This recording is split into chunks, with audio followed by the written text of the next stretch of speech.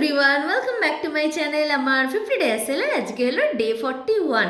আজকে আমি তোমাদের সাথে শেয়ার করি ছিল চিতল মাছের দুর্দান্ত স্বাদের একটা রেসিপি। তার জন্য আমি এখানে ফ্রেশ চিতল মাছের পেটি নিয়ে নিয়েছি, তারপর কড়াই সরষের তেল গরম করতে দিয়ে পেঁয়াজ দিয়ে দিয়েছি আর গোটা আদা রসুন দিয়ে ভালো করে ভাজা ভাজা করে নিয়ে মিক্সিতে একসাথে পেস্ট করে নিয়েছি।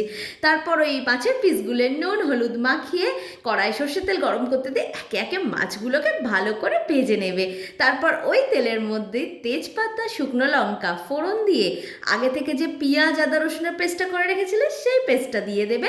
দিয়ে ভালো করে একটু ভেজে একে একে সব মশলা দিয়ে দেবে, যেমন হচ্ছে হলুদ গুঁড়ো দিয়ে দেবে, হচ্ছে লঙ্কা গুঁড়ো আর একটু মশলা দেওয়া জল নিয়ে ভালো করে কষিয়ে দিয়ে দিয়েছি রোস্টেড কসুরি মেথি আর দিয়ে দিয়েছি স্বাদ মতন চিনি। তারপর দিয়ে দিয়েছি টমেটো সস, এটা তোমরা অ্যাড করতে পারো, ভালো লাগবে তাহলে।